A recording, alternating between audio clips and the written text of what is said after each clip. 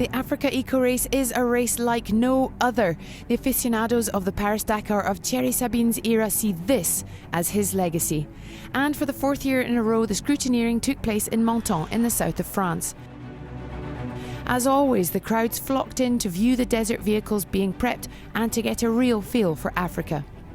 This race really gets into your soul. Africa is a demanding arena. It'll make you sweat, but you will be richly rewarded. Pour moi, c'est un petit peu comme une cure, et à tous les niveaux. C'est-à-dire que moralement, I think it's a little bit like detox at all levels, because when we are in Africa, it's never the same as the last time. We are always discovering something new. It's a physical detox because we drink lots of water, we have to. We eat well. We can't mess around with what we eat here. It's magical every day. It's adventure and discovery. And even if we know the names of the main towns, we don't exactly know the areas where we're driving. For 2 days, the crowds came to admire the vehicles and the racers as they finished off their prep in this little haven by the Mediterranean Sea. The picturesque bivouac is an incredible New Year present from the town of Menton and allows the public to see this amazing caravan leave on its African adventure.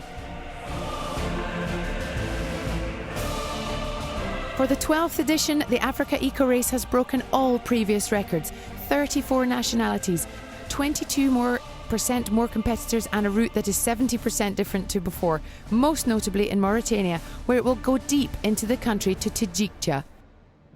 That stage will really take the teams into the Dakars of old.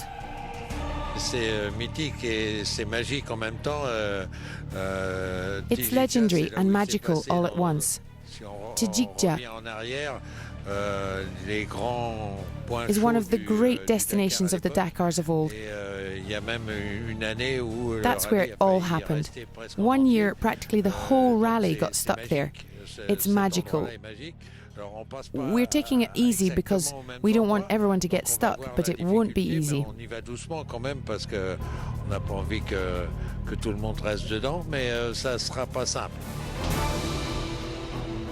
With the sands of Mauritania and the rocks of Morocco, the daily landscapes will be a sight to behold. But, as beautiful as it is, the desert remains a demanding environment.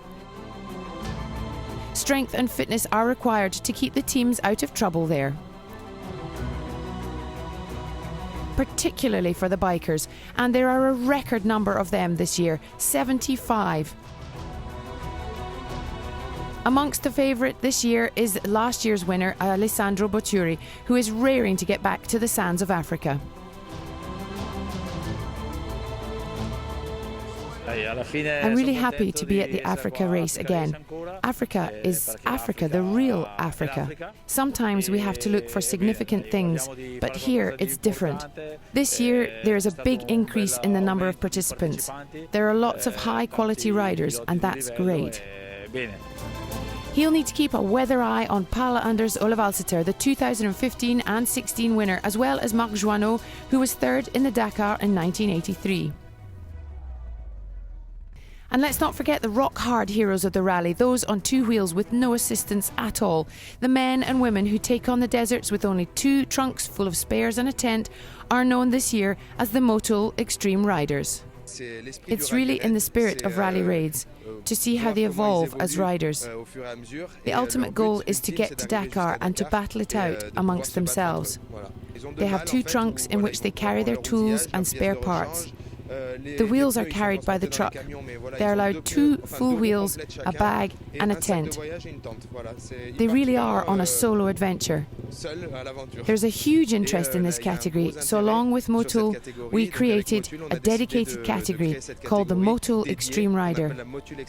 We are putting the spotlight on them, their own classification, their own trophy. We really want to see this category grow.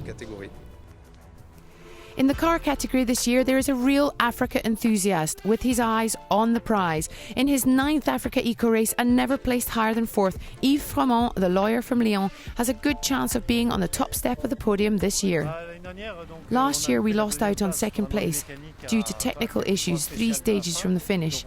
It just shows nothing is certain in a rally raid and anything can happen. So yes, we are aiming for the podium because we think we can make it, but we'll see. This is going to be an extraordinary edition for many reasons, not least due to the well-known French TV presenter Alessandro taking part in the SSV category. Jean-Louis Schlesser, René Metz, living legends. You only need to see their names on the organising committee to know which rally is going from strength to strength. There may be more and more people who are disappointed with other rallies, who come here to look what made the rallies of 40 years ago so full of glory and fame. Lots of them. La notoriété de ces rallyes raids déjà depuis combien 40 ans bientôt, ça fait du monde. Alessandro will not go unchallenged this year, however. In the SSV category, he will be up against around 20 others chasing Rudy Roxolan's crown from 2019. And lastly, in the truck category, how can we not mention Miklos Kovac?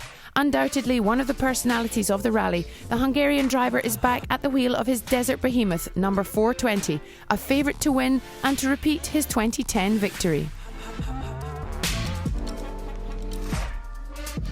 I'm really happy to be back here again. I am grateful that people believe in me so much, not just here but also in Hungary. They push me hard because they believe I can be on the podium.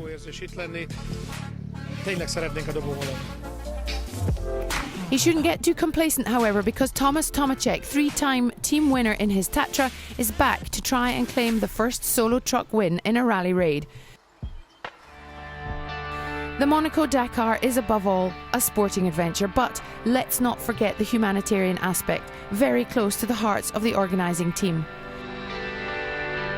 For the fourth year in a row, they have chosen to work with AMAD, Association Mondiale des Amis de l'Enfance, who work tirelessly for the protection of children. This year, Ahmad will be in Tajikja to hand out solar lamps, but before that, His Serene Highness Prince Albert of Monaco presented a cheque for more than €10,000 from the organisation to Ahmad as part of the eco-participation built into this year's competitor fees. As a motorsports mecca, it seemed fitting that for the fifth time Monaco was the host to start the race from Quai Antoine I, but for the first time the race left in the evening. It's an event with values, with real purpose. It has human values, is environmentally responsible, and effective, real and efficient aid for the children of Africa. I think that's what's important. This year the rally headed a few kilometres down the road for another first. The teams only had to drive to Italy to board the ferry in Savona in Italy, all aboard the cruise ship Smeralda. 2 full days and nights on board, heading for Tangiers in Morocco. No time to waste on the boat, however. Straight into the first driver briefing from Jean-Louis Schlesser.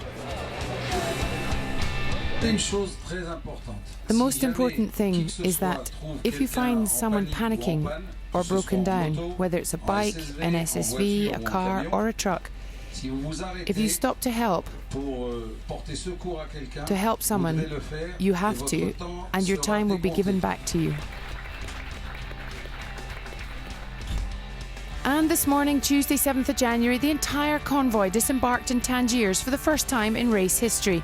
Situated in the Strait of Gibraltar, the port of Tanger Med is the main Moroccan port and has the biggest capacity in the Mediterranean.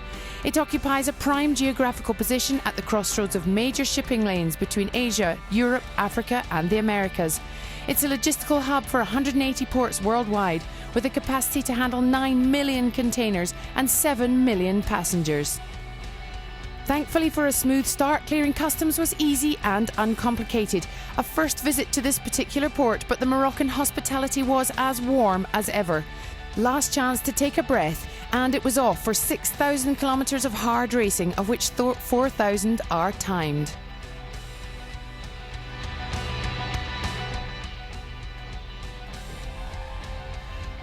On to the race itself. Stage 1 was 23 kilometres between Kenitra and Zardal through the cork oak trees in the heart of the forest of Maamora.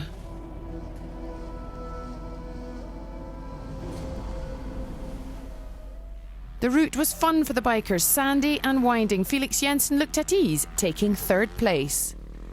Just behind the Brit, Lyndon Poskett coming in second in his first AfricaEcoRace stage. Today's stage winner was a bit surprised by his performance. He didn't necessarily want to win so as not to have to open the race tomorrow. But Alessandro Botturi, last year's winner, did just that. It was a good stage, but with difficult navigation. I think that today, over these 25 kilometres, lots of others will lose time. Nonostante 22 chilometri di speciale ci sarà qualcuno che può stare dentro veramente a perdere tanto tempo. Today's bike classification is also the GC for the race. Botturi ahead of Posket, Jensen and Joey Evans. Konrad Dabrowski 5th, and the first Frenchman was Amaury Baratin in 15th.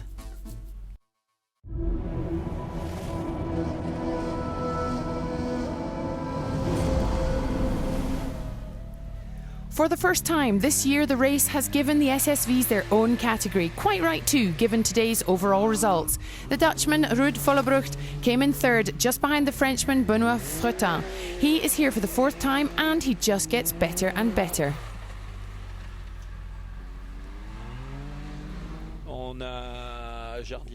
We got lost a second time.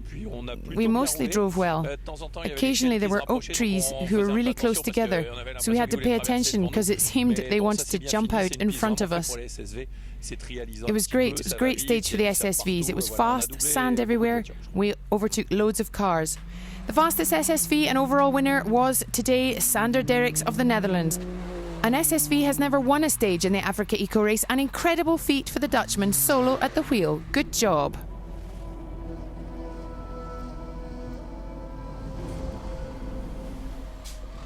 Usually the fastest out there are the cars and trucks, but not today. The first of the behemoths was Miklos Kovac, who came in 11th overall, 4 minutes 11 seconds behind Derricks.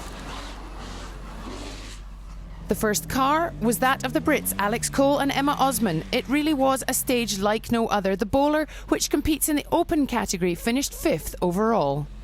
It's a big surprise, but we're very pleased. But it's a very short stage, so it's early days. There's a lot of pent up, red mist when the 5, 4, 3, 2, 1 goes. You're off, aren't you? But made a couple of mistakes, but yeah, it's fine. It was good, really good fun.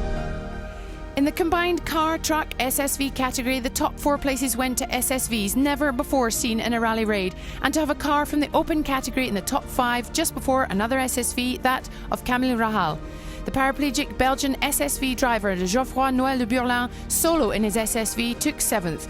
Alexei Titov of Russia 8th. The first truck, Kovac, was 11th. That's all for today. Tomorrow's second stage is a long one. 330 kilometres of time sector between Tarda and Mahmid. See you then. Bye-bye.